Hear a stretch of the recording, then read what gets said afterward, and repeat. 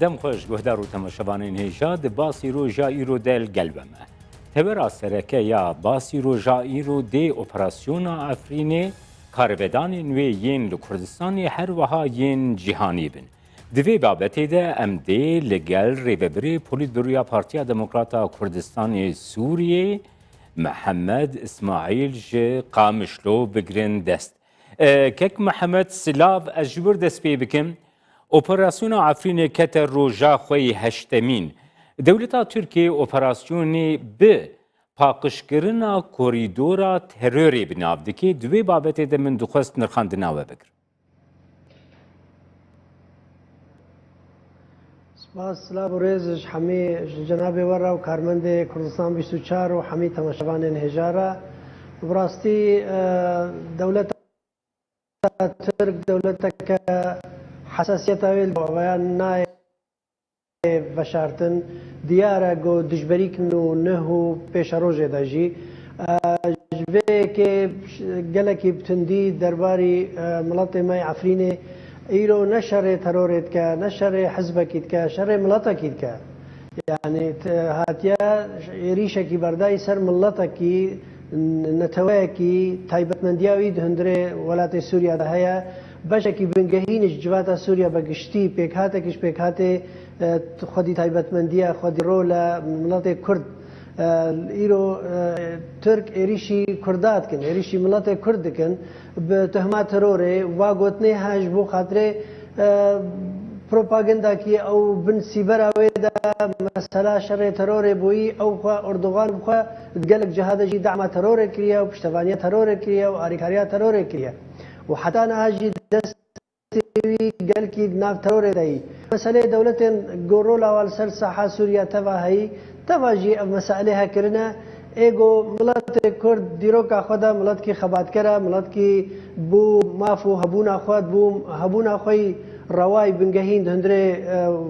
وی ولاتی دا جبو مافی خوی روای گلی کرد ایگو نام نولیده سورا سورینا و نام مسئله ترور دا چه بونا ملت کرد و تفگرا سیاسی کردی و خباتا کردی لماوی 6 سال خبات بیر راوستاندن دجی با و رژیم سوریا جی و ترکیه جی و ایران جی و عراق جی کار کریه و خبات کریه و ملت کرد و ببینی خبات خبر دوام بکه و ما زانن اوی گو دجمن کرداجی و هر فرصت کی جی ببینی و تعدال ملت ما بکه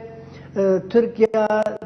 نای اف گوتنا نو شر ترورت که یا کاریدورش بو تروره اویا سری کسیر درباز نابه و هر کس جیزانه لی جه اسفه او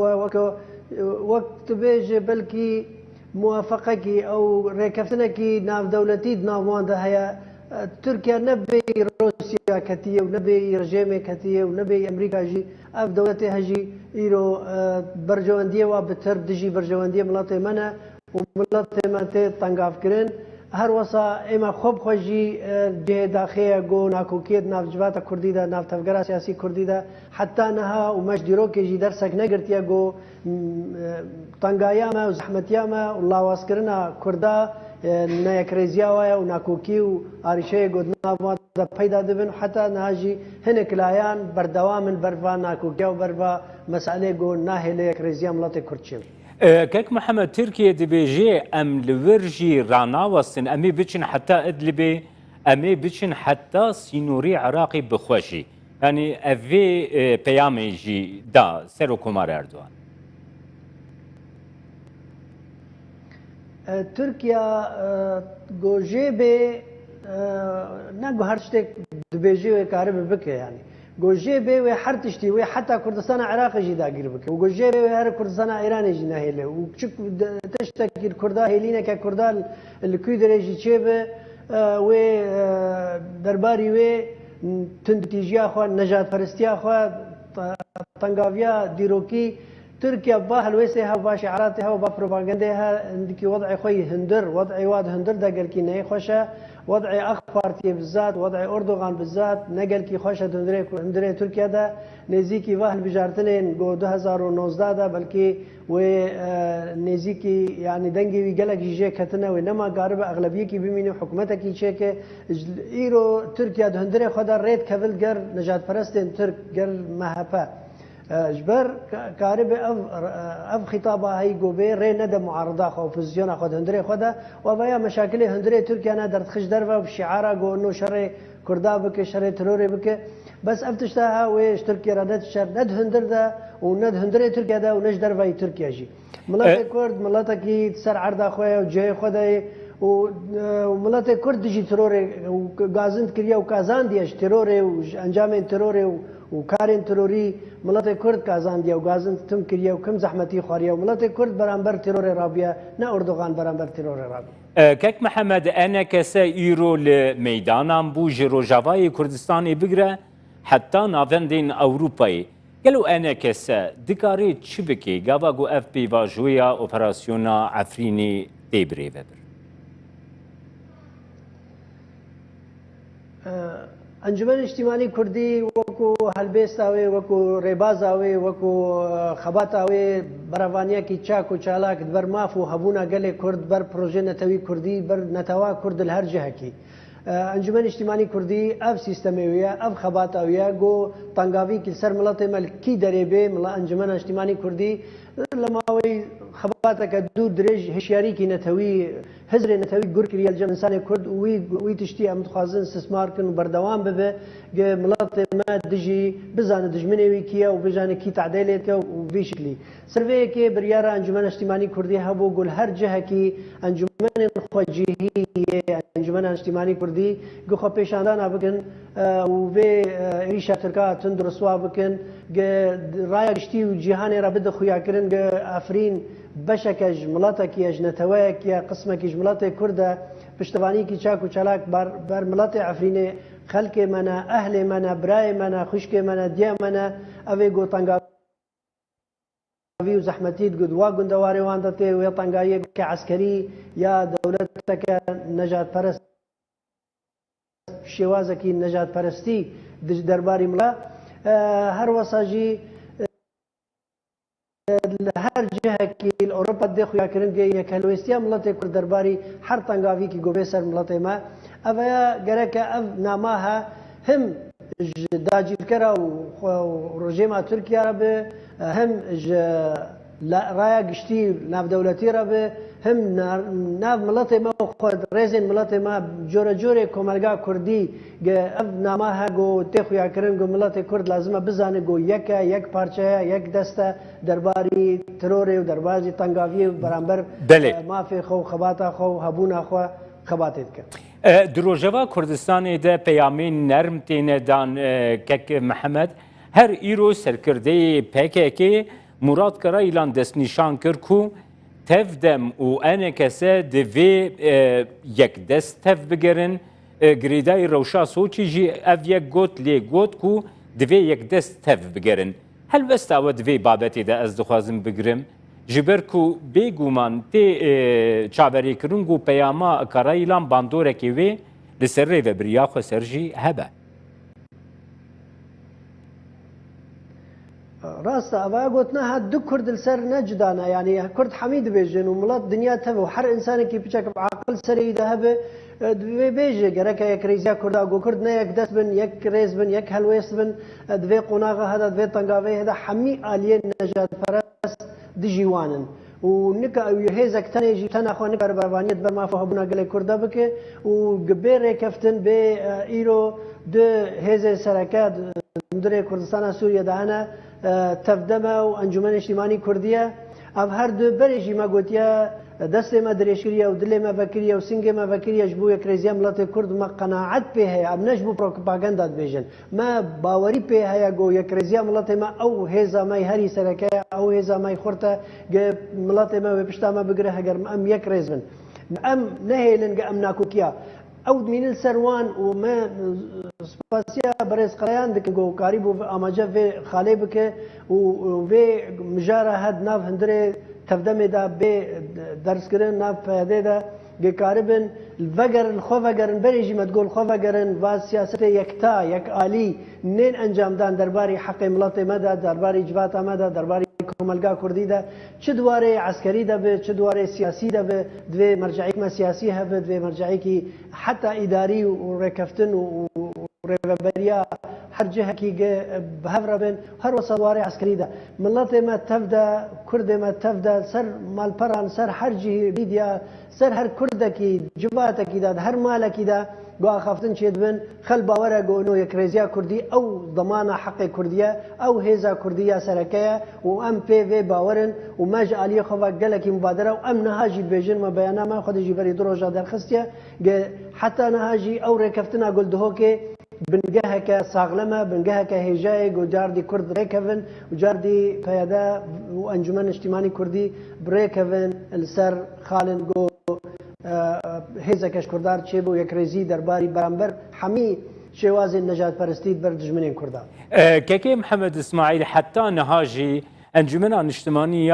كرد لسوريا درباري كونغريا سوچي هلوستكي زلال نجهان ديارايا قشتي هلوستك فرمي نجهشتي قالوا جبرتش جبر سوچي بخوا حتى ديارج خلكيفا نج خديه سوچي را ونج ايجو هاتن بخوندي كرن ونج حميل يعني كنا في دولتي تشي هرميد هندري سوريا دا تشل روس وترك وايران وايجو خديه في كونغري هنا حتى انها سوچي بخوانا ديارة ما بري قوتبو وكو انجمان اجتماعي كردي سوچي اميلي بنرن نابروكاوي تشيا بياناماوي تشاوايا او خلكنتين فخوندن دوي تشاوبن كار كارب ليستا كاري تشب ام كارب خدمتك ملاتي ما تذهب امي حاضر بونا خو اماده بونا خو بدن خويا كرن كي خدمتها ملاتي ما تتنبه وك حتى نهاجي ام هر اليد نرن او بلغنامه جو تسريب بو در خستي ايرانيا در خستنا گتشتي جو جي در كف بياناوي تالي تشتكي تشجيع نينجو وقت بتشون تذهب نوعية أو خلقها هاتن فخوندي كرن بشتفانيا ولا تيقرتو يعني متحدة حتى أنها نجاكي ديارة ونخرتها بشتي إيرو وقت بيانما هر بنج دولة سركة دركتن إيجو رولا والسر صحة سوري هاي بشتي بيانا وان دركات هنكي سوچي قالكي لاواز بي او مبسجي او تهي في بلي كيك محمد ائتلافي مزاجي كردان نبي رايا كيك محمد ائتلافي بشغريدا اوبراسيوني هونجي بشكي سركيا في هف بيمانيين و افيك دجبريه كبنجهين دي ديار كرن قالوا ما ناود في هف بيمانيه دنها چند راسنا بله ائتلاف ام بشكل جي ائتلافي اول ملاطمه تفدت زانه ام نكتنا ندهنا في هزي عسكري ده ونمنا ما بشداري بحكومتها ائتلافي كريا ونما مفايا ماديا اداري ما تشتكي جوه ائتلافي نبريش غيري ام خديه هلوستا اخو ما خستيا كيشا كردي چارا سركرنا كيشا كردي سوريا ده بكبد برنامج ائتلافي ده وما قضيه كردي جهان دي سر ميزان اف دولتي جبو گفتگو و دانستاندن جبو باشروجا سوريا ام خديه وين رينينا ما ائتلافي ده ام ما بشداري نكريد هزوي چدار ده ما دسبيكجي سر اساسي تایبەتمەندیە دەڤەرێن کوردی حتى هین دەستپێکە شۆرەشە سووری شەڕی سەرێکاریەدا ما قبول نەکرد ائتلافێ گۆجێشە حڕ بێت دەڤەرە جزیرێ تەوی و نە دەڤەرە کۆبانێ و نە دەڤەرە عەفریە حتى مال باندرا ئەو تشت مەبەرێژی گوتیە و من نامە و ائتلافێ دەبی ئیرۆ ڕۆژ ما بيانما خود درباري ائتلافي داخل كرنو مردا قوتنا ائتلافي بلي كيك محمد لائتلاف اف بابتين قوتي ريزيل وان هلوستيوه ناغري وجوه نادي وان هلوستيوه انغو دجبريه لسر ميزيد ناب بينا ودا درت بلي فرمو بله الجزيرة جهدان ليكر والكوباني جي جهدان ليكر العفريني أنها أفهيزنها أو هيز ما ائتلافنا هيزن هاتنا تشكلن تبعي حكمتها ائتلافي يقول أدلب شيبوي ورئيس ائتلافي هاي ويشبه هيزان نينا وأو هيز هناك جي سرب حكمتها ائتلافنا هناك جي تركمان قريداينا يكسر بحكمتها تركابا أو مسألة ناد بن أوامر ائتلافي دا جو تشيبونا يعني حتى جو أم ببن بشكل فان نقاشاتي وخواتوي دا ما ائتلاف الداخل يكرن ما رد بيانما واكر وما توضيح كر دهندره جوات ائتلاف ده وما بيانا كدرايا قشتير درخص وما إدانا حكومتها تركي جكر وما إدانتها وان هيزين جو السرب حكومتها ائتلاف او حكومتها جو ما بجداري تدا نكريا وكو انجمن اجتماعي كردي تدا ما هلوستا خدا ديار كرن درباري بكشاندنا ائتلاف يان اوي اما حتى انها نديت يا برج مصلحه ملطي ما تدا هي ايرو ده ائتلاف ده دوج الفينا حمي آلي الهفدو ريكفت بيجبو هيزا كأوبوزيسيون الشيب بالبرامبر سوريا جبو بيشاروجا سوريا وحق ملطي ما تيدا أبخا جد دور بكن ملطي مال خسارية نا مسألة رد فعلية ويان أوية وأمي حمير رولا خوكاري خو بكن تندري تلافي دا أمفات اشتها نهي بحق ملطي ما وكار بحق ملطي ما تنقافيا بيسر ملطي ما كيكي محمد روشا عفريني البرش عفايا وكي برسا داوية استخوازم جتا بپرسم گلو آن کسا آماده بروانیت بر عفرینی بخواده بکن لسر عردی أنا كسا مثلا ما هي زي عسكري نينا العفريني قام بيجن ولا أميد واتشي هذا وبرفانية بكن بس وكو ملات ما بشتفانية ملاتي خد كنو ما ملاتك هي ما بنجاها كجماوري ما قطاعات جوري كومالجا كردي نتيجة خباطة انجمنا اجتماعي كردي دهن صالاو ونتيجة جو باوريار ركف يعني نيرين وهلويستا انجمنا اجتماعي كردي جي رزامندية ملاتي ما أم داخوازي ملاتي خوا جيتي لنو كارج بوادكن نجبو دا سلطدارية وجبو بارقاكي وبو حقي في ملاطي خبات كريا وباوريا في ملاطي جمتي أمي حتى كاربن نيرينا ما وهلويستا ما درباري بشتفانيا ملاطي مدبي براباريا حر شيانكي قو أمد كارن أمي بكن هجر بيادي ريدا با ريكفتن شيب باوك ما قوتي وكو بنجاه كجماوري حتى أو هزي عسكري خورتي ما تبليغا هزي عسكري ببان أو هزي احتياط بيشمرقي روج كردستان عراقي إيرو حتى أنا ما نكارينا درباسي هندر بك وبين برفانية بر يعني أركي خوي نتويد اجتماعي ببينن يقاربن آري كاري بك مل بمل بري خوي كردي قديرة حتى أنها أفتشتها أنجمن اجتماعي كردي بتشي وازي قكاري أم حتى أم هنا أم برفانية بر ملاتي خدا بكن بر قبضيا خو بكن تجي بعد جمنة دارين كرين داير كرين جو حق ملاتي ما مصادرة كرنا بدهي صالة گر کک محمد تفدم جی برانبری وی حلوستا و پینگاو که پیشت باویجی آماده انه که سگو پیشمرگین روش در باسی روجاوای کردستانی ببن و برابانیت بر روجاوای کردستانی دل سر خاکا خود ام حسكت قافنا بافج ما بريجي قلت يا لا سماي كي بيدا بك تشتكي هما دس بك قرتي ما حفصاده حتى انا خلكي عفريني خبات كلمه دندري عفريني ده حفصاده حفصه بيادي ده وناس سجن سبب بس خبات تبدا هي صلاه نافي ملطي ده كار وخبات كرنا خبات كلمه دندري فيدا قامش لو حفصاده انا بلا قرتي برد حتى انا وفي سما حمي قرتينا كاري سياسي البرما قد غكريا واب سمايها اب جويها توفير ببد في قانون في درفتها هذا انجمن اجتماعي كردي مقاربن لهمرونين ومقاربن هر تشتيجي آري كربكن لوقت آلية خوا بيجي بس بلا بين آري مبكن وأزي صحة وسياسة وإدارة وعسكر بلا دست طرفه كده به أبا طبعا تنقابي كي تسر ملطي ما شركة وتخزمتها في ملطي وتناخوا يك آلية ملطي ما تبقى هاي قناعته يك آلي نكر بروانية بر في ملطي دوك قالك سباس محمد اسماعيل كو برپرسی ریوبری پولیتبریا پارتیا دموکراتا کردستان سوریه کج قامش لوت القلمه